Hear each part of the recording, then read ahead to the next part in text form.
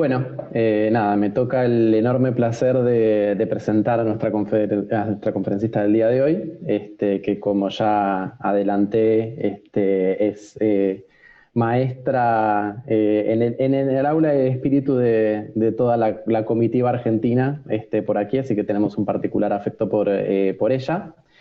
Eh, Se las presento brevemente. María Alba Bovicio es doctora en Historia y Teoría de las Artes por la Facultad de Filosofía y Letras de la Universidad de Buenos Aires. Es profesora titular de Historia del Arte Prehispánico de esa institución, donde también se desempeña como investigadora y docente de posgrado, y también es profesora adjunta a cargo de Arte Amerindio en la maestría en Historia del Arte del Instituto de Altos Estudios Sociales de la Universidad de San Martín, del IDAES. Su tesis doctoral, que se tituló De imágenes y misterios, el problema de la interpretación del arte prehispánico, presentada en 2008, fue publicada parcialmente en diversas revistas especializadas en arqueología, antropología y de teoría e historia del arte. También es coautora, junto a Marta Penos, del libro de arte indígena, categorías, prácticas y objetos, publicado en 2010. Es coautora con Juan Carlos Radovich del libro de arte indígena en tiempos del Bicentenario, publicado en 2011, y participó en volúmenes colectivos recientemente publicados como Somos de Barro, Somos de Piedra, Arqueología del Cuerpo en América Latina, publicado en 2013, y Huacas, Diablos y Muertos, Alteridades Significantes en el Mundo Andino, de 2016, y Culturas Visuales Indígenas en las Américas, desde la Antigüedad hasta el Presente, publicado en 2019. El día de hoy su conferencia se titula El arte prehispánico como abrevadero desde la perspectiva americanista de Ricardo Rojas. Y bueno, en nombre de todo el seminario, también me toca el placer de agradecerle a María Alba por participar y por estar aquí con todos nosotros. Gracias. Gracias, Pablo. Y bueno, gracias a Silvia, que está viniendo, me acaba de avisar, y gracias a Debbie por la invitación. Y nada, no voy a hablar mucho así de los agradecimientos y del cariño y todo eso, porque estoy muy sensible con la pandemia y me pongo a llorar antes de dar la conferencia y no da. Así que voy a arrancar compartiendo pantalla y entrando de lleno en el tema que nos convoca.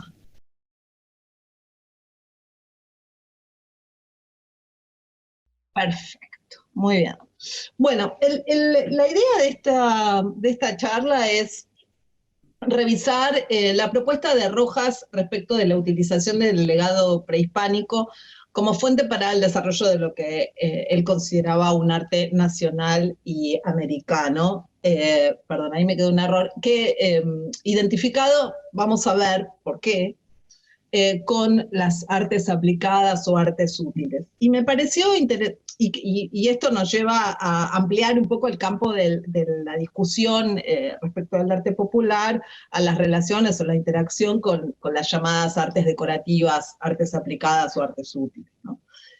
Me interesó tomar dos textos para poder desplegar esta cuestión y esta mirada de Rojas. Uno es este texto que se llama Un ideal estético para la Universidad de Tucumán, que es donde él presenta en una conferencia que da en 1914 y que la universidad publica al año siguiente, da en realidad 3 conferencias como parte de un plan del programa de extensión de la universidad. Rojas tenía una relación muy fluida con Oscar Terán, con el rector de la universidad.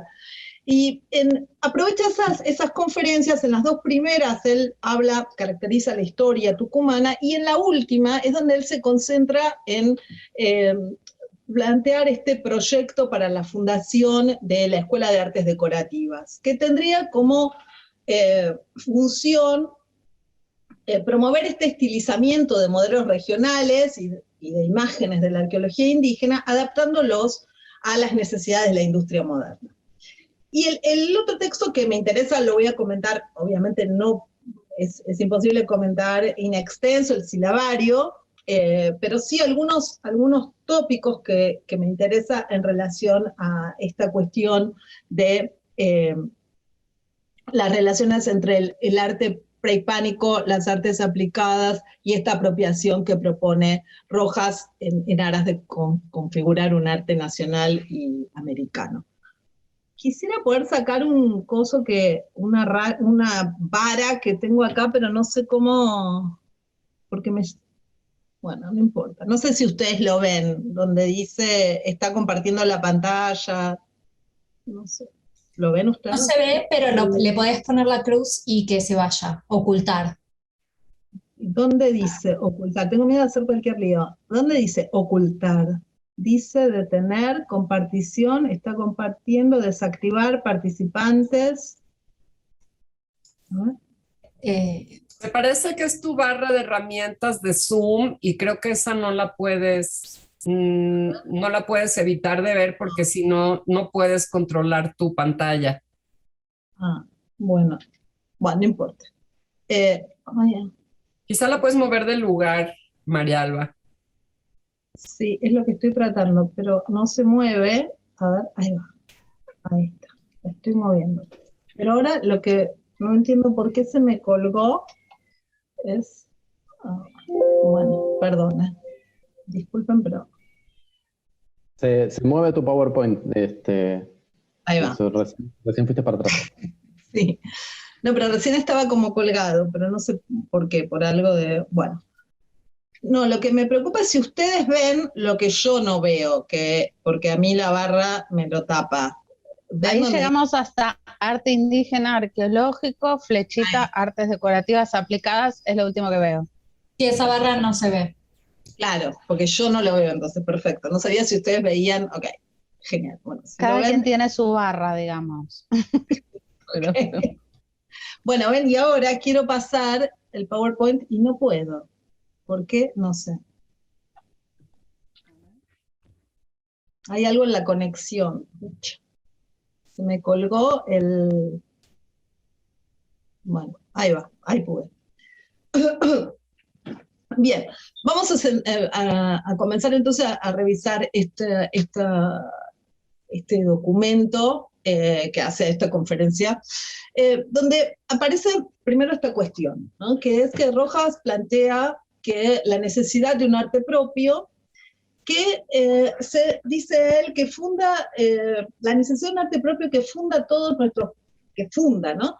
Todos nuestros pueblos en la religión de la belleza, objetivando en sus visiones el sentimiento de la raza y el ideal comunes. Si este arte nace en nuestro país, ha de hallar sus fuentes más antiguas en el noreste argentino. Acá, y muy tempranamente, Rojas deja planteada varias cuestiones que son claves en su pensamiento. Uno es esta dimensión religiosa del arte, ¿no? Y esta identificación del arte autóctono con el concepto de raza. El concepto de raza es un concepto central en el pensamiento de Rojas, justamente porque para Rojas no está pensando en raza en el sentido biológico, sino raza como un etos, como una forma de vida compartida que alude a una comunidad con una raíz común asociada a un territorio. Por eso la territorialidad es otro elemento central para pensar dónde se encuentran las fuentes de ese arte propio. Y la idea de Rojas de plantear que si estamos buscando las fuentes más antiguas, estas están en el NOA, no es casual, porque tiene que ver justamente con las implicancias que tiene el NOA en el contexto de las grandes civilizaciones del pasado prehispánico. Voy a volver sobre esto en un ratito. Él dice en su conferencia que justamente las artes, la tierra tucumana tiene antecedentes en estas artes útiles y menciona justamente desde los testimonios que han quedado de la alfarería y la textilería prehispánica, pasando por periodo colonial y la incorporación, le da mucha importancia sobre todo a la producción textil en época colonial, heredada de los españoles, y él dice, bueno, obviamente hay un desarrollo industrial importante, referido al presente, surgido en torno al desarrollo de la industria azucarera. En estas citas podemos ver cómo él propone a Tucumán como el lugar donde en realidad lo que va a ocurrir es esto que aparece constantemente en el pensamiento de Rojas, que es la idea de resucitar, traer a la vida aquello que está en ese pasado prehispánico. Por eso él dice, aquí en Tucumán podrían renovarse algunas de aquellas artes ornamentales ya desaparecidas, cuyos arquetipos la ciencia reconstruye, y cuya vida habría, según mi propio sueño, de resucitar a la sombra de esta universidad por el espíritu aquí vibrante todavía de la tierra natal, que bríndale sus modelos. Acá aparece justamente esta idea de que es en esa tierra asociada a una raza autóctona, como dice él, que están aún vibrantes esos modelos que se pueden resucitar a partir de los artefactos arqueológicos. Y claramente él entiende que este arte autóctono que él está proponiendo, él dice en realidad no es algo que hay que crear, sino que lo que hay que hacer es develar las unidades y las series que ya están ahí en este patrimonio prehispánico. Y él dice, aquí en Tucumán, un pueblo antepasado de sus habitantes actuales, y acá vuelve, él insiste constantemente en que es esta relación con el pasado prehispánico y con esa tierra la que habilita a los actuales habitantes del NOA, y en particular, digamos, la propuesta es para Tucumán, porque hay medios a través de la universidad para hacerlo. Estos habitantes actuales van a ser justamente quienes restituyan este arte a la vida y lo puedan reincorporar a las formas, dice él, de la sociedad contemporánea. Y entonces, cuando esta reincorporación suceda, tendremos una decoración nacional surgida, dice él, nuevamente de la emoción de nuestra raza, en el misterio de su tradición colectiva y en el crisol de su propia tierra multiforme y creadora. Ven que hay como conceptos que son constantes, el de raza, la relación con el territorio, y esta idea de una tradición colectiva que anida en esas formas del pasado que pueden ser resucitadas e incorporadas a la vida presente y a la sociedad moderna.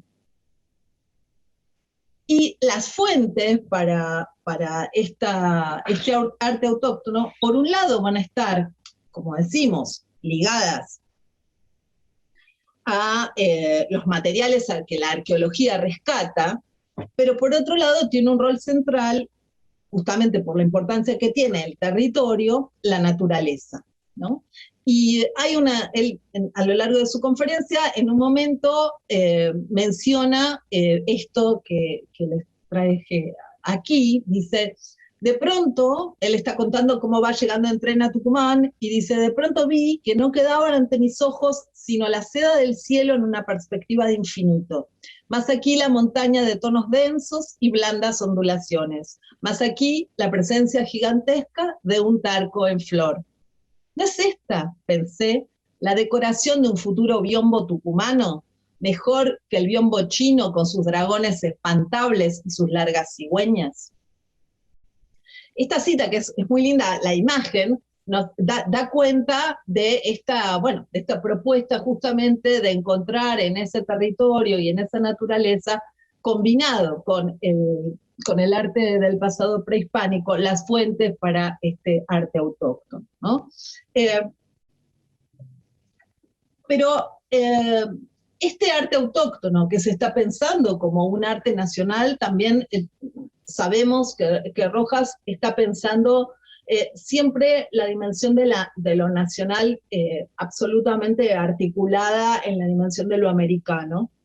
Y cuando él dice si hay un arte autóctono que tenga que surgir de algún lado, tiene que ser del NOA, les decía que claramente tiene que ver con que está pensando en esta dimensión de las artes americanas,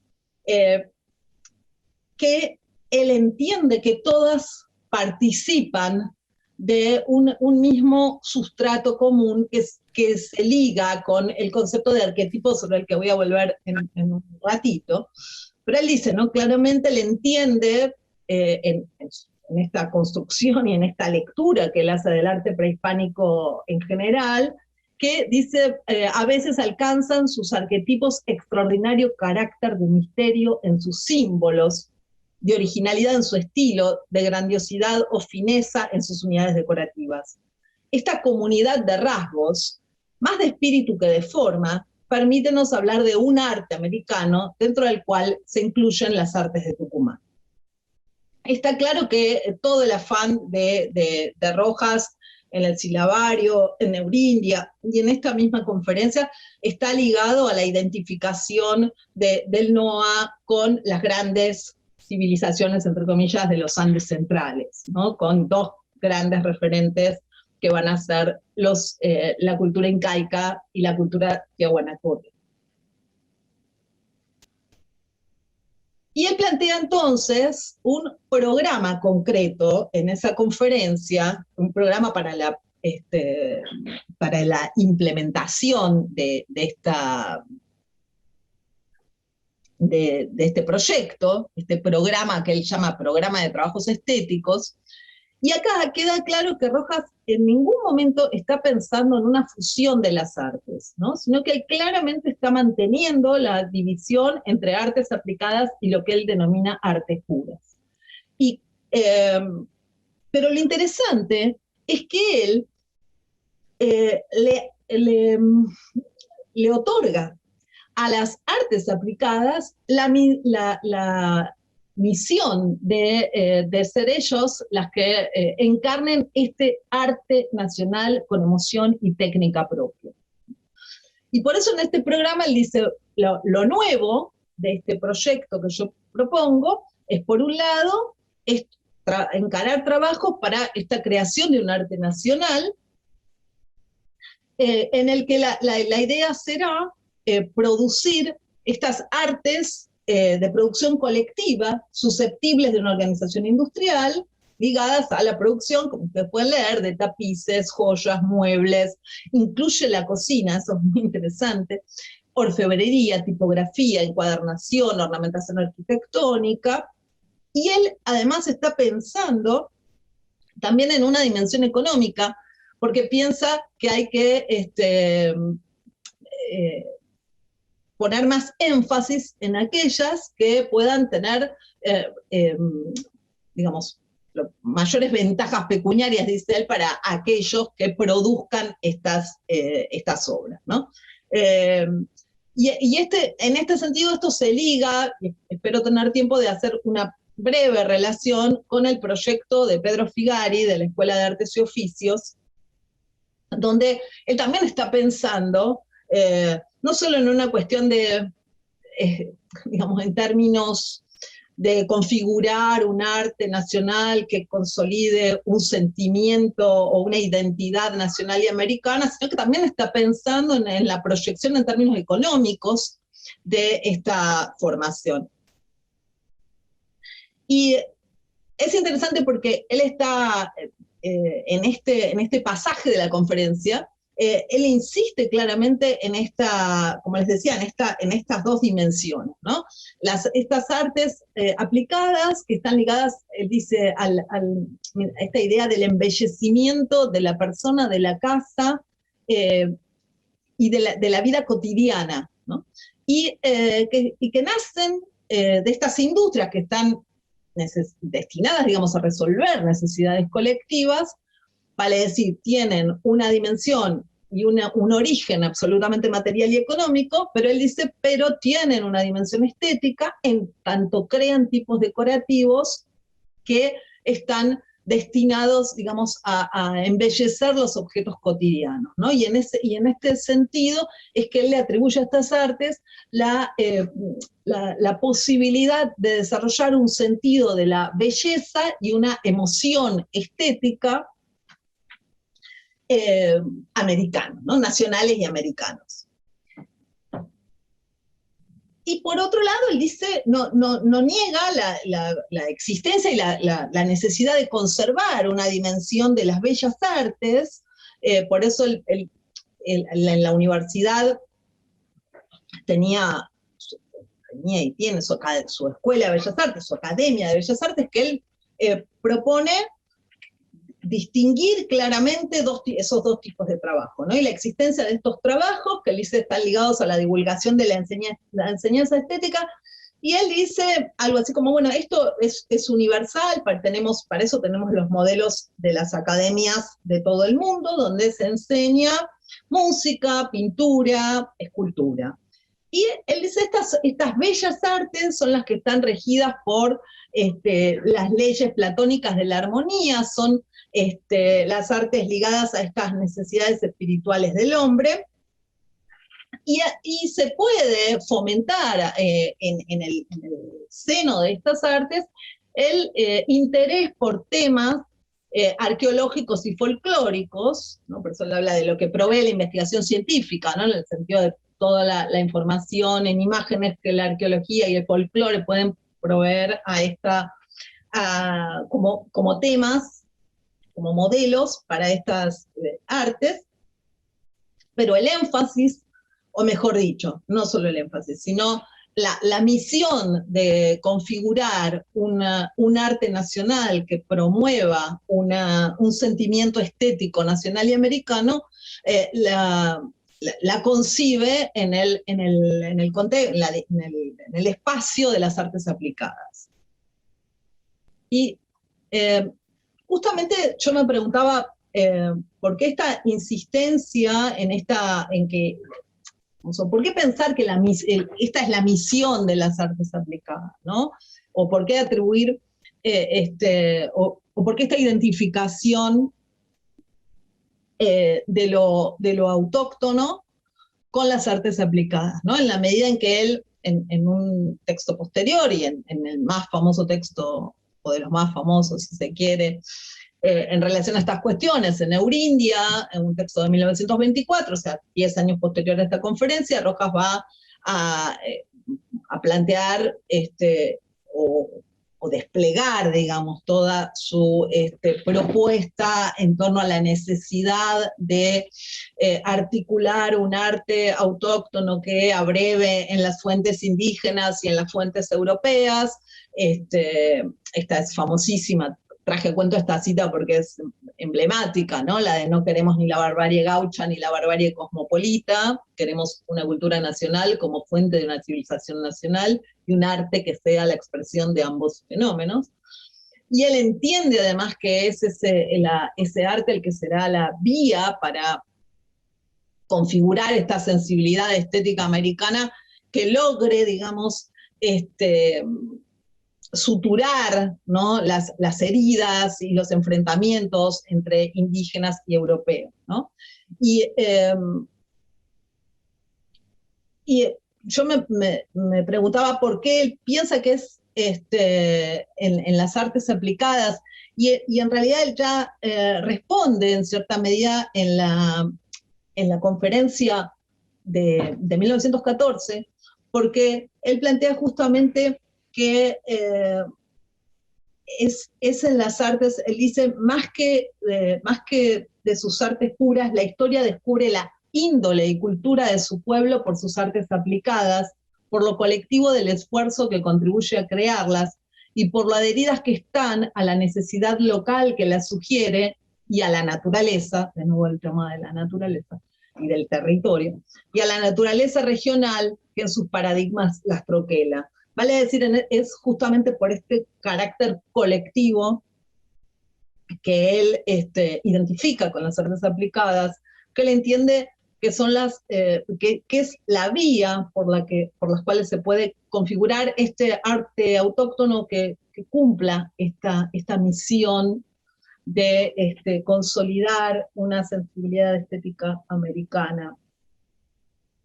Y por eso en el silabario, escrito 15 años después de la conferencia, él va a insistir en que la misión de las tradiciones indígenas es ser este resorte de la emoción estética que vigorice la conciencia racial, ¿no? Y toda esta insistencia en un arte de raíces colectivas e históricas atraviesa toda la propuesta de Rojas respecto de esta apropiación del pasado y esta configuración de un arte nuevo.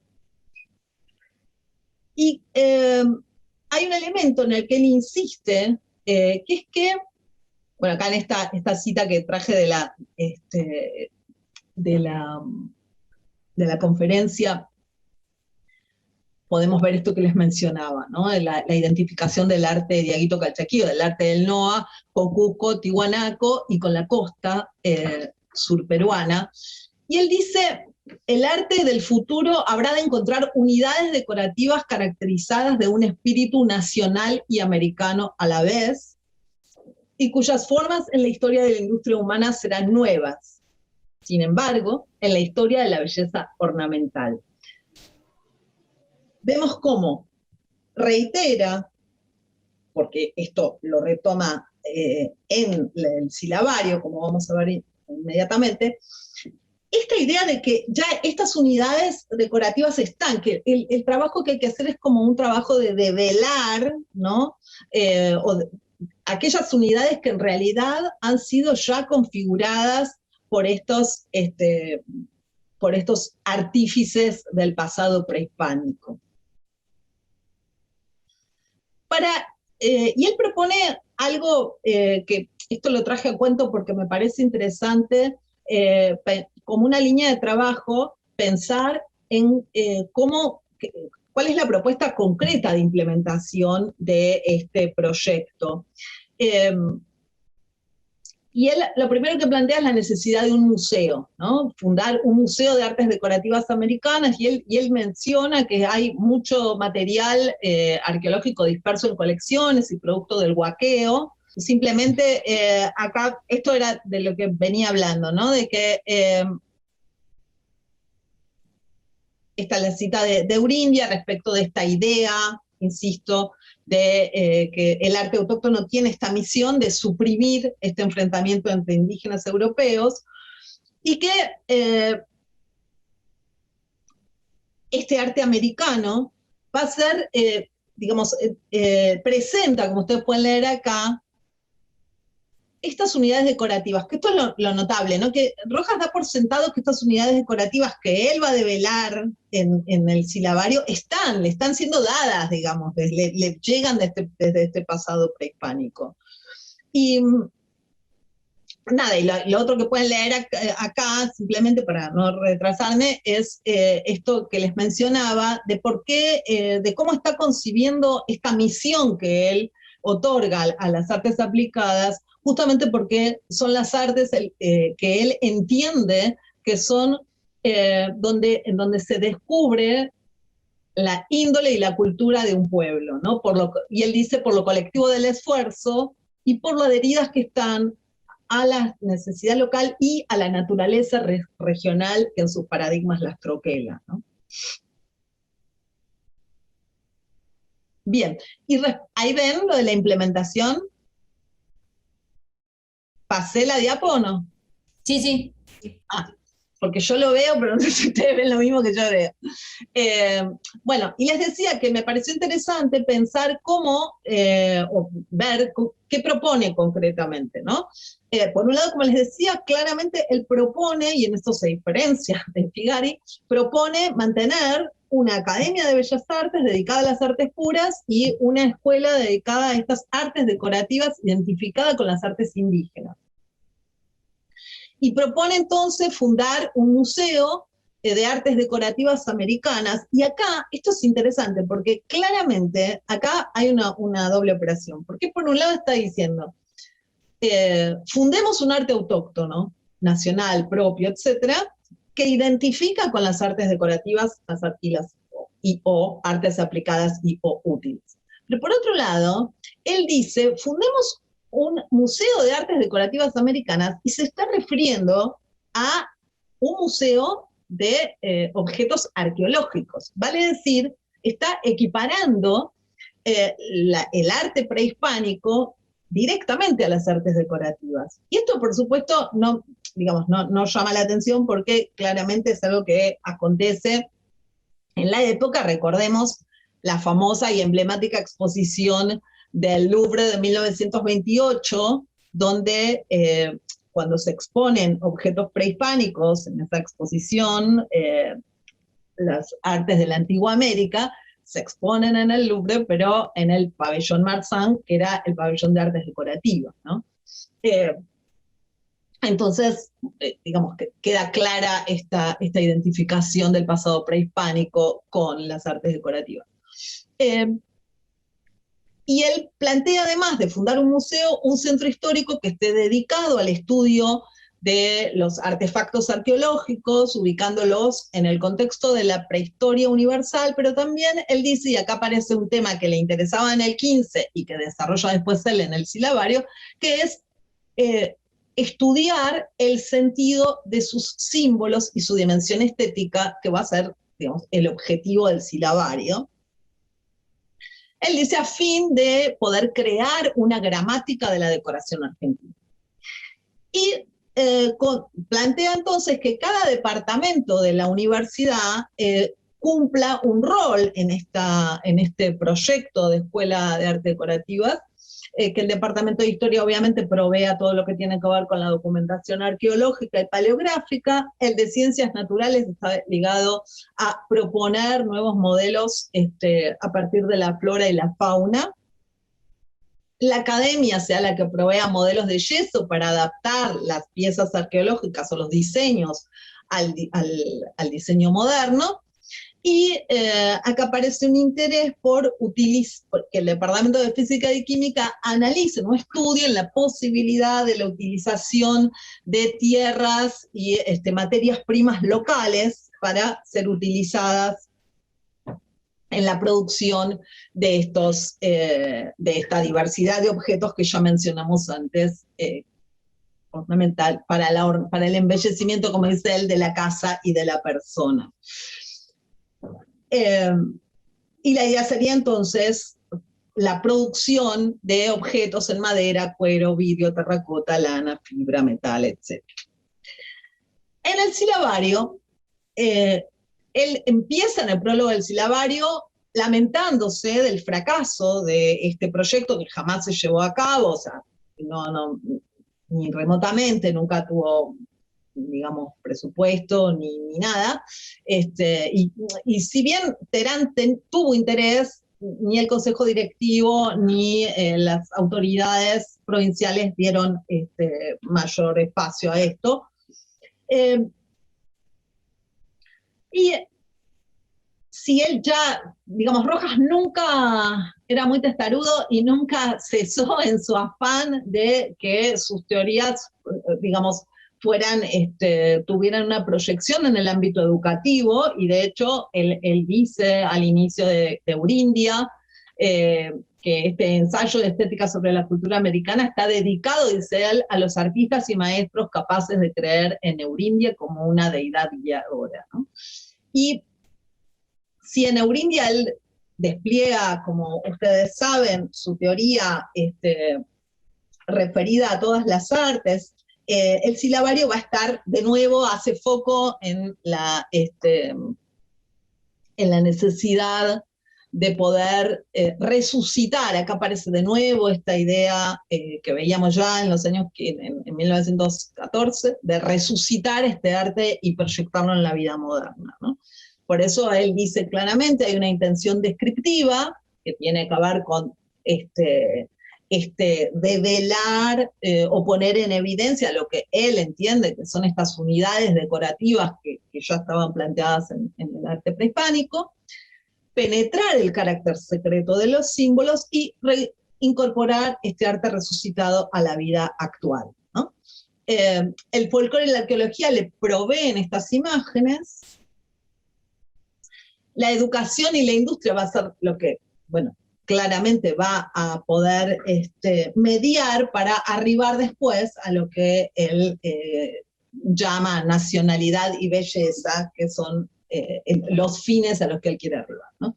Que tienen que ver con esto que estamos planteando, de poder a través del arte nacional consolidar una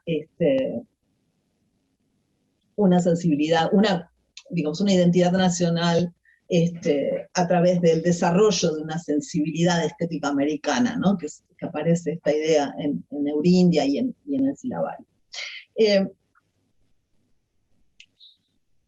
¿Y cuál es la idea central? La idea central, voy a prender la luz porque se está yendo la luz.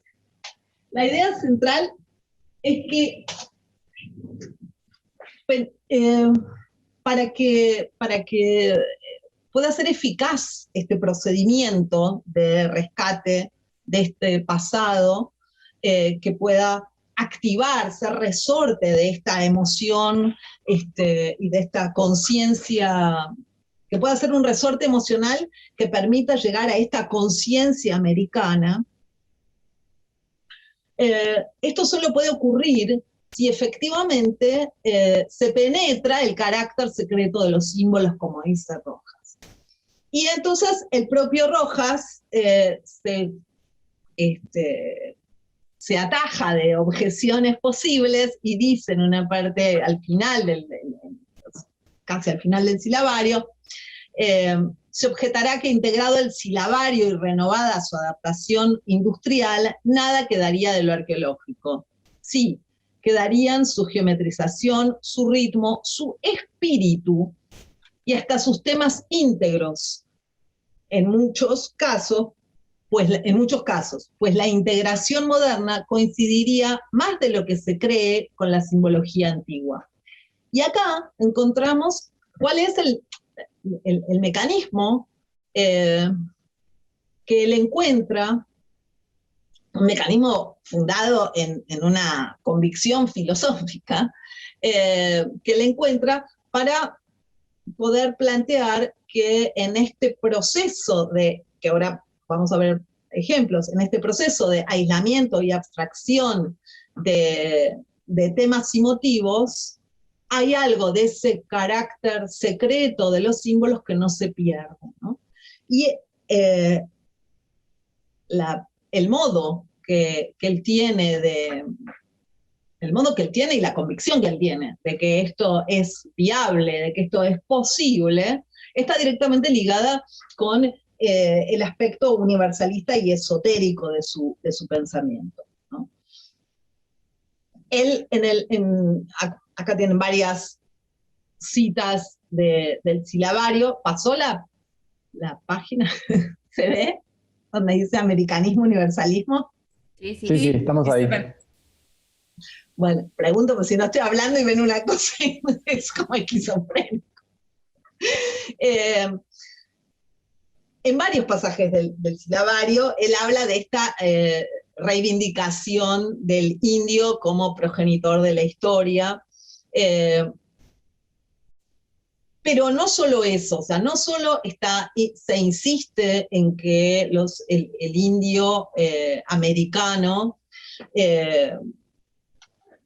es protagonista de una gran civilización, sino que se insiste en la relación con los antiguos linajes, ¿no? Tengan en cuenta, por supuesto, que hay una cantidad de limitaciones que están ligadas con problemas de periodización, donde obviamente, digamos, la idea de lo análogo permitía plantear que si había pirámides en México y había pirámides en Egipto, y como no había periodizaciones en ese momento, tengan en cuenta que, digamos, las periodizaciones, la circulación de periodizaciones, carbono 14, todo eso es de mitad del siglo XX, ¿no? Por eso, bueno, él plantea esto, que es que por un lado hay analogías internas en las culturas continentales, en las culturas americanas, dice él, que plantean por un lado la posibilidad de contactos entre los distintos pueblos americanos, o la referencia, dice, común a una fuente iniciática, pero no solo plantea estos contactos entre los pueblos americanos, sino, dice él, no sorprende menos la abundancia de analogías entre restos arqueológicos de América y los de Caldea, Egipto, Micenas, Etruria, Persia, India, China, Irlanda y hasta la misma España primitiva, imponiéndose, dice así, la hipótesis de la existencia de la fabulosa Atlántida. Y es justamente la convicción en la existencia de esta Atlántida y el avalar estas hipótesis, junto, digamos, por supuesto, él alude, por un lado, ustedes pueden verlo en el final del silabario, él alude a Madame Blavatsky y al lugar que Madame Blavatsky otorga a América, ¿no? Como la cuna de civilización y como América como el continente donde se renovará la humanidad, pero por otro lado, obviamente, él dice, bueno, si me objetan mis fuentes esotéricas, recurro entonces a la palabra de la ciencia y entonces acude ahí a Meguino y a la teoría de Meguino del origen del hombre en América, y acude también a Poznansky y a la idea de Tiwanaku como cuna de la civilización, y a Poznansky le otorga a Tiwanaku una antigüedad de 10.000 años, por supuesto, una cosa que fue totalmente... Luego, ya para esa época había muchas discusiones en torno a esto, pero son esas fuentes a las que acude para plantear esta idea de una humanidad originaria en América y de la participación de América en los orígenes de la civilización universal. Y entonces, justamente en la parte de acá, los símbolos, él dice que en las imágenes arquetípicas de mundo, divinidad, hombre, raza y belleza, son estas imágenes la expresión de una índole esencial del espíritu humano, en la que la sensibilidad mística se hace una sola con la sensibilidad estética. Y cierra diciendo, por el nacionalismo iríamos al americanismo y por a la universalidad de la prehistoria humana. Símbolos de la patria y del mundo es lo que aquí doy. Entonces, lógicamente, si hay este carácter universalista, va a permitir, digamos, y arquetípico, que los hombres del pasado y del presente se conecten, digamos, y que esos sentidos últimos aniden en estas imágenes arquetípicas. Y esto se articula con otra idea que aparece en el silabario, que es la idea de que estas artes decorativas, estos motivos decorativos, no son solo motivos ornamentales, sino que son formas de escritura, de una escritura de carácter ideográfico, símbolos de ideas y números, ¿no? Acá tienen la estructura del silabario, que, como él mismo dice, es una estructura septenaria que tiene una connotación esotérica. Él dice, 7 es un número mágico, que es resultado del 3, que es el símbolo del espíritu invisible, y 4, el símbolo de la materia visible.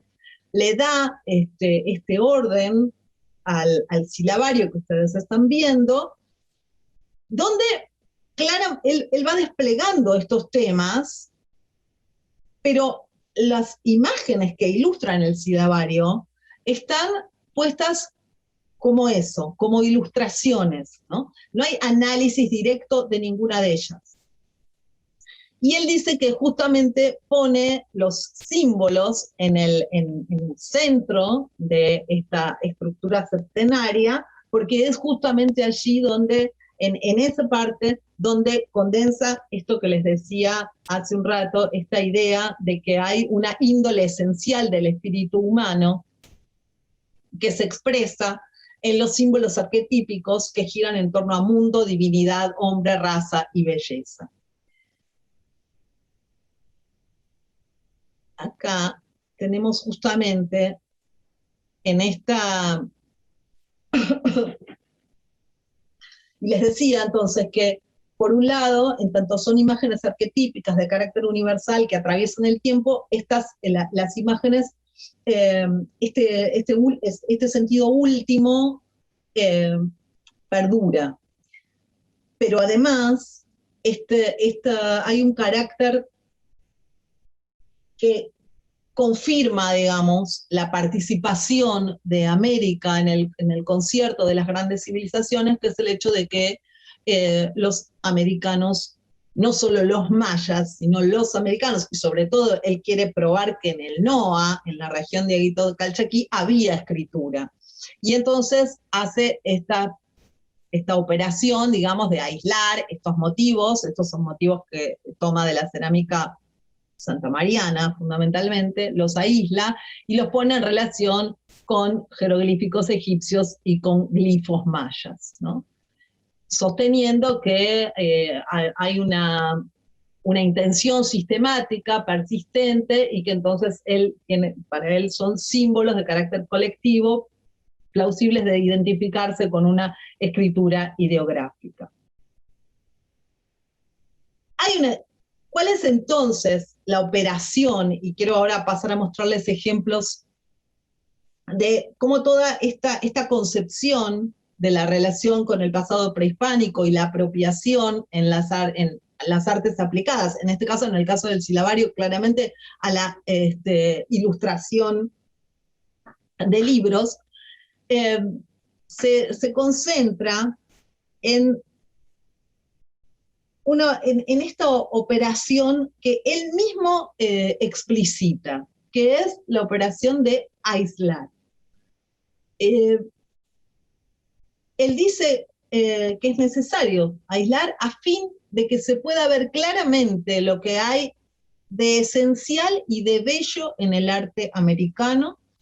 Es menester que separemos sus imágenes arquetípicas de todo lo que las desvirtúa. Y ahí él se está refiriendo a que cuando él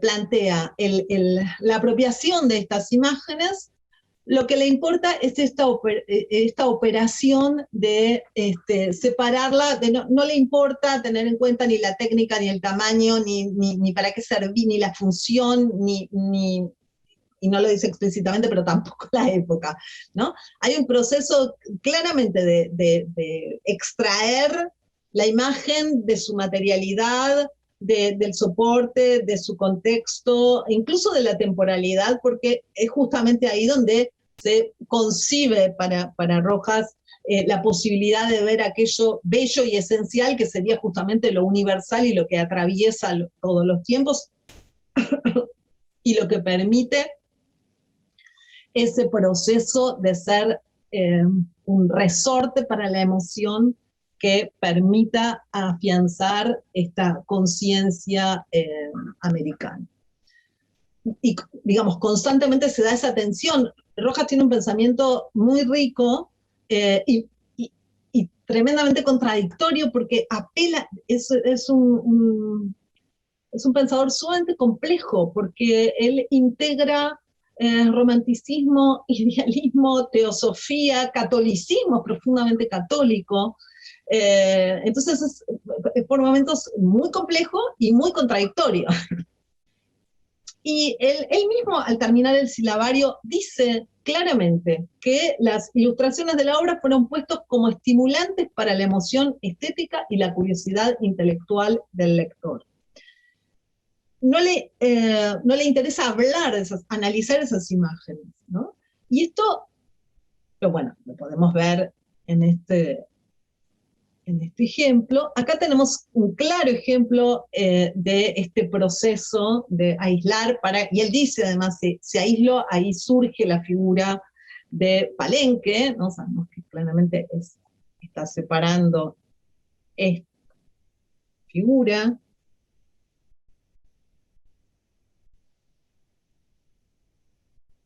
Acá vuelve a aparecer esta figura para... esto es un ejemplo de cómo va trabajando él cada parte del silabario, ¿no? Donde él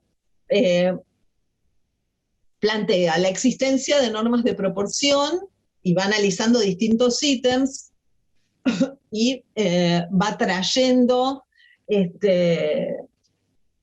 a veces algunos casos, pero sin análisis, simplemente lo pone así como ilustración, como están viendo ustedes. Esta ilustración es más que elocuente respecto de la intención de equiparar y decir, bueno, los griegos tuvieron un sistema de proporción, los mayas también, y lo explicita en estos términos, ¿no? Los indios, lejos de los griegos, y acaso mucho antes que ellos, habían introducido una norma de simetría en la composición y una norma de proporciones en la figura humana. Ay, perdón.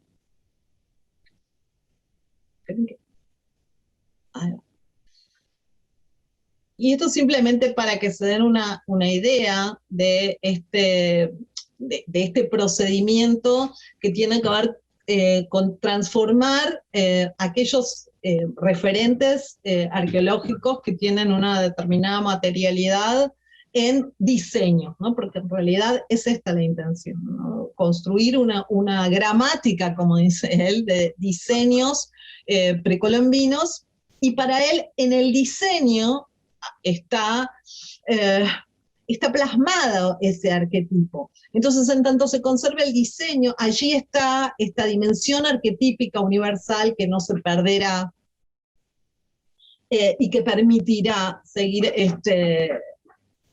la construcción o el desarrollo de esta sensibilidad estética americana, ¿no? Esto, simplemente, bueno, acá tenemos, esto está tomado de un manto, no es exactamente el mismo, pero es simplemente para que tengan una idea de qué tipo de objetos se trata. Pero lo que me interesa remarcar es que Rojas, en realidad, cuando selecciona las ilustraciones para el silabario, del mismo modo que para su casa, no está mirando objetos, sino que lo que está mirando son ilustraciones publicadas en distintos libros, o las láminas, por ejemplo, que publicaba el Museo de la Plata. Bueno, acá tenemos un disco santamariano, y ven cómo aísla este motivo. Les muestro distintos ejemplos de este proceso de aislamiento, apropiación y transformación. Como ven, digamos, el motivo en realidad está inserto y tiene determinada materialidad, está inserto en un contexto iconográfico inclusive, ¿no? Y bueno, todo esto es obviado obviamente en este proceso de apropiación. Acá tienen, está pasando, ¿no? Acá les estoy mostrando un quero, ¿lo están viendo? Sí, Acá, se ve. bueno, claramente ven que lo que toma son estas flor de la cantuta o floripondios. Pueden ser uno u otro, ¿no? No, no importa. Lo que me importa es esto que estamos viendo. Y rápidamente les quiero mostrar cómo hace este mismo procedimiento, lo lleva, por supuesto, a la ornamentación de su casa, y obviamente me voy a concentrar en la biblioteca incaica, porque es en la biblioteca incaica donde, si bien ustedes saben que el arquitecto fue Guido, los murales los hace el hermano de Ángel Guido, Alfredo Guido, pero los modelos los proveyó todos Rojas, y están todos tomados de libros, de ilustraciones de libros. Esta es la biblioteca, acá estaba el escritorio.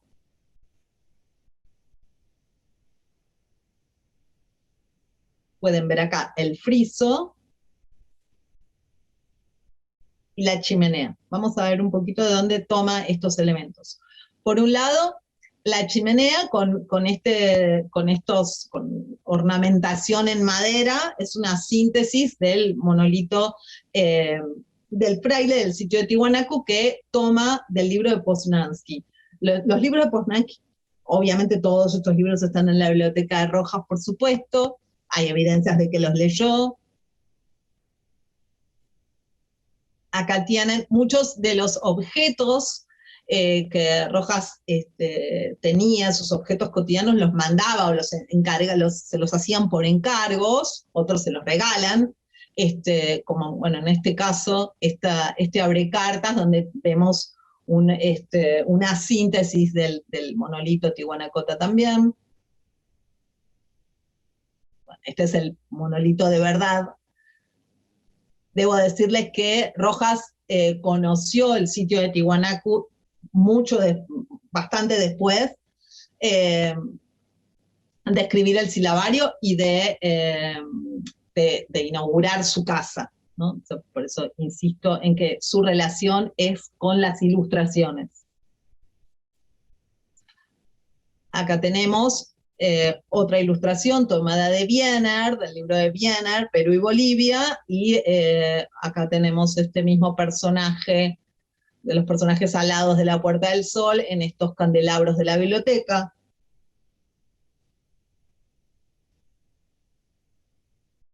Estas ilustraciones que están todas tomadas de Poznański.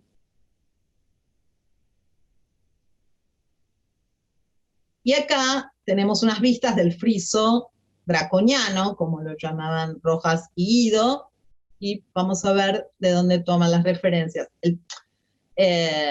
Estas ilustraciones refieren a este tipo de piezas de la cultura moche, pero claramente esto está tomado, no sé exactamente de qué libro, no pude identificar todas las fuentes, porque a veces él no las enuncia, pero sí que la elección de esta deidad de origen moche está tomada de esta,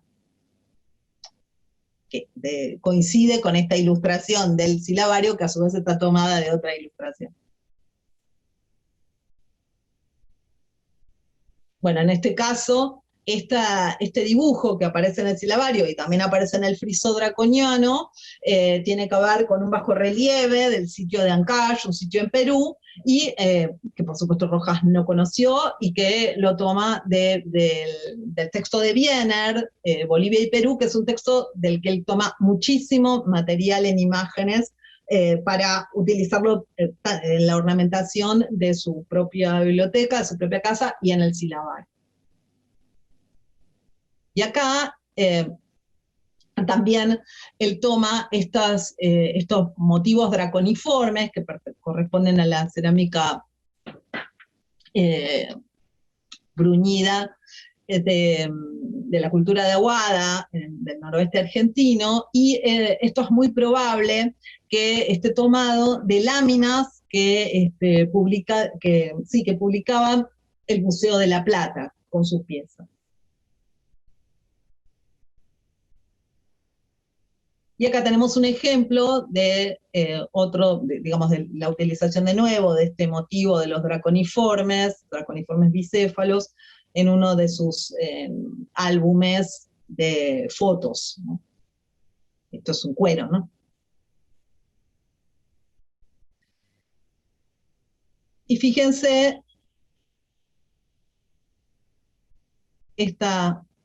la misma operación, digamos, claramente son los mismos motivos con algunas variaciones que aparecen en las ilustraciones del silabario y en la configuración del friso draconiano, como les digo, tomados de Wiener y Poznański, que son de sus fuentes principales. Ay, perdón. Y para terminar, quería muy brevemente hacer una referencia y esto, digamos, para dejarlo como una línea de trabajo, si se quiere, comparar qué pasó, más que qué pasó, digamos, comparar los proyectos y las ideas, las concepciones en torno a la relación entre las artes aplicadas y la herencia prehispánica. Como Figari, como quizás saben, llegó a ser director de la Escuela de Artes y Oficios en 1915, pero lamentablemente fue una experiencia muy corta, que duró 1 año y medio nada más, y él renunció con muchas presiones porque recibió informes horribles en torno a su proyecto, tuvo mucha resistencia en términos políticos. Y bueno, no voy a desarrollar eso, pero sí me interesa comparar un poco esta propuesta. Cuando Figari llega como director de la Escuela de Artes y Oficios, llega con esta idea de la descolonización cultural que había predicado en su texto arte estética ideal, y se propone y se implementa, ¿no? O sea, todo el proyecto de Figari se implementó, solo que después se desarticuló, duró, como les digo, 1 año y medio nada más. Él sí plantea la necesidad de integrar las bellas artes, el diseño y la artesanía, y alentaba la aplicación de esto en la industria nacional, ¿no? Y concretamente, él produce una serie de transformaciones muy importantes, multiplica la cantidad de talleres que había en la escuela, cambia incluso muchas cuestiones ligadas hay un trabajo de él que no tiene que ver solo con los contenidos curriculares, sino también con cuestiones de orden disciplinar. Había todavía castigos corporales. Bueno, es un proyecto absolutamente integral, que no voy a desplegar ahora porque no tenemos tiempo. Y en el contexto de esos talleres se produjeron una gran cantidad de piezas, se calculan estas 2.500 piezas, en objetos prototípicos, muebles, alfarería, textiles, de los que la idea era que después de esos prototipos se pudieran producir en serie, pero él estaba apuntando a un proyecto más de índole más artesanal que industrial, ¿no? La idea era formar pequeños productores que trabajaran en talleres, y por eso justamente fue muy resistido, justamente por todos los que tenían intereses vinculados en la importación de muebles y en todo lo que tuviera que ver con insumos vinculados a lo doméstico, ¿no? Y pese a eso, en ese año y medio, Figari pudo encarar este proyecto y puso énfasis al igual que Rojas, en la importancia de un arte autóctono que buscara sus fuentes en el arte prehispánico y en la flora y fauna local. Y justamente a raíz de esta búsqueda de fuentes prehispánicas, que lo interesante es que siempre en el NOA la legitimación de la herencia prehispánica pasaba por emparentar claramente al NOA con los Andes centrales, ¿no? Con las grandes culturas portadoras de una cultura material monumental, ¿no? Incas y Tiwanaku, fundamentalmente, ¿no? Y en el caso de los uruguayos, la mirada va a estar puesta en el NOA, ¿no? O sea, y el rescate que se hace, obviamente, es de modelos prehispánicos del NOA. Y para eso, Figari viene con un grupo de alumnos a Buenos Aires y va a recorrer las colecciones del Museo Etnográfico. Hay cartas entre Figari y Ambrosetti, y el Museo de la Plata, ¿no? Y en ese viaje de estudios que se realiza en 1916, los alumnos van a tomar bocetos, dibujos, etc. Y la idea era después a partir de eso, producir estos objetos. Es algo interesante porque ahora les voy a mostrar algunos de los bocetos, y ya termino en breve. Me interesó y me llamó la atención porque la escuela, como les dije, fue muy resistida en términos por intereses políticos y económicos, y recibió una cantidad de presiones que hicieron que finalmente Figari renuncie. Pero lo paradójico fue que fue justamente en el seno de las clases pudientes montevideanas de donde surgieron los compradores de todos los objetos de la escuela, que que muy poco después de la renuncia de Figari se remataron en un remate que se hizo en 1917, y están los documentos. Gabriel Pelufo publica en una de sus publicaciones, da cuenta de quiénes compraron, quiénes estuvieron en ese remate y quiénes compraron estas piezas, que habían sido criticadas de kitsch y de bueno, fundamentalmente de kitsch y que pretendían imponer un gusto que nada tenía que ver con la modernidad, etc. Y como dice Roca,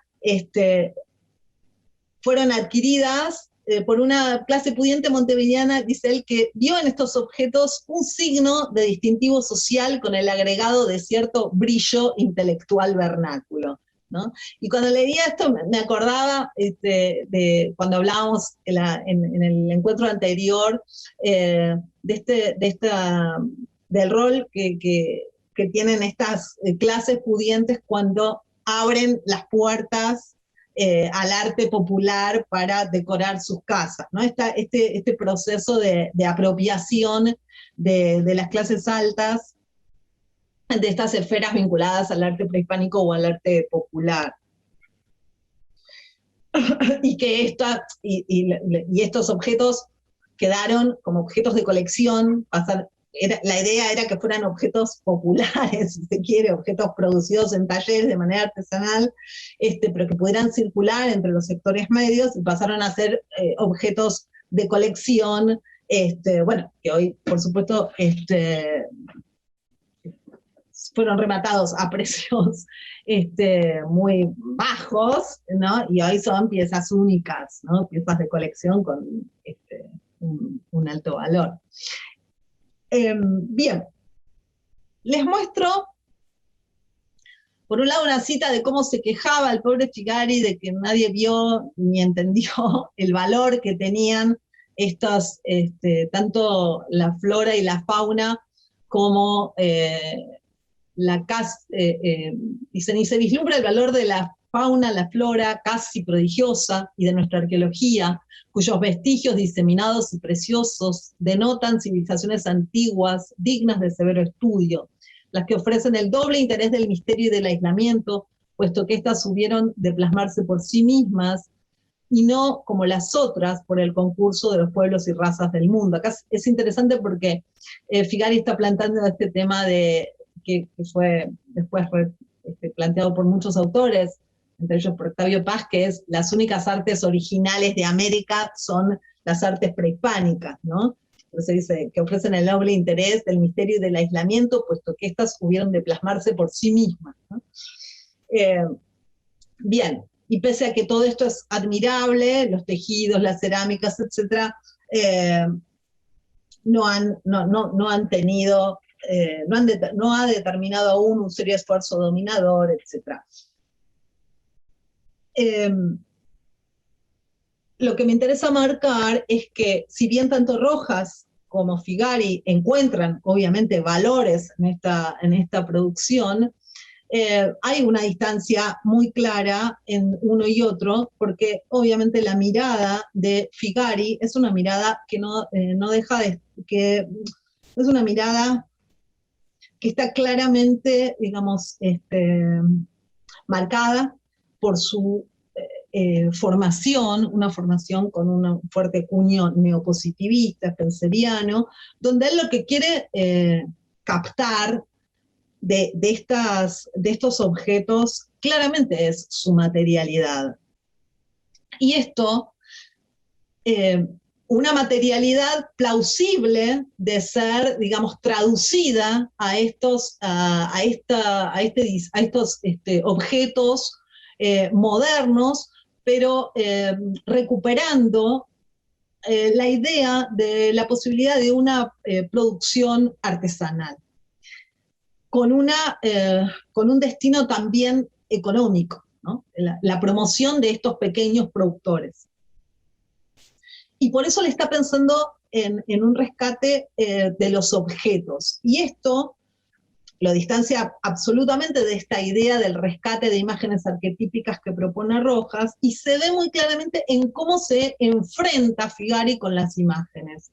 Porque cuando él va a su viaje, cuando viene, mejor dicho, acá a Buenos Aires, en su viaje, toma una serie de bocetos, él y su hijo, y a mí me pareció sumamente interesante el hecho de que dibuja piezas enteras, ¿no? no aísla, no separa, no hace glosarios de motivos, sino que le interesa esto, la pieza entera en su configuración, la relación entre el motivo iconográfico y la pieza, y eso se ve en sus libretas.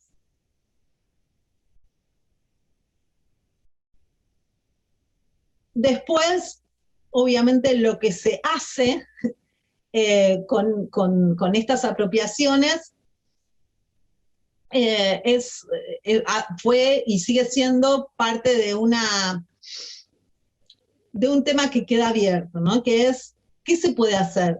¿Por dónde pasa esta apropiación? ¿Por la copia, como en este caso, que es directamente una traducción literal de un disco santamariano a este plafón para lucernario? O en estos objetos que recrean, por un lado se hicieron, esto en relación a esto que estábamos planteando, de la importancia de los objetos, se hicieron copias en yeso, pero después, cuando se producen los objetos, algunos se hacen este tipo de recreaciones más libres, y en un artículo de Pablo Tiago Roca, él termina diciendo que todo el arte uruguayo, dice, en torno a las culturas amerindias, es epidérmico, gestual, intuitivo, no se propone el conocimiento de aquellas, sino está lo que él llama la fórmula operativa estética, ¿no? Valores, tonos, formas, composición, etc. Y deja planteado entonces, y con esto cierro, por un lado, claramente hay dentro de una misma intención, que es esta idea de apelar a las artes aplicadas para configurar un arte autóctono que contribuya a la consolidación de estas identidades nacionales, etc., donde confluyen Figari y Rojas, hay claramente dos modos directamente vinculados a modos de pensamiento y a sistemas filosóficos distintos que plantean modos completamente diferentes en este proceso de apropiación, pero en ambos casos queda esta sensación de que no solo el arte uruguayo, sino de que el arte latinoamericano, o por lo menos desde Río de la Plata, digamos, o desde Argentina y Uruguay, hay este gesto que yo creo que es epidérmico, gestual e intuitivo, y cierro con esta reflexión de, bueno, quisiera pasar algo. Y cierro con esta reflexión de César Paternoster, que planteó hace 20 años literalmente, y creo que sigue vigente, cuando él dice que la relación de los latinoamericanos y de los americanos en general, la relación intelectual con esta herencia cultural, con el arte precolombino, permanece sin resolver. Si no es de total negación, se prolonga en la ambivalencia. Y creo que en estas búsquedas, tanto de Figari como de Rojas, aparece esta cuestión, en este caso de ambivalencia, ¿no? De qué se espera, por qué no se puede superar, a mi juicio, esta confrontación en cierta medida epidérmica, y que creo que es una cuestión que se prolonga hasta el presente,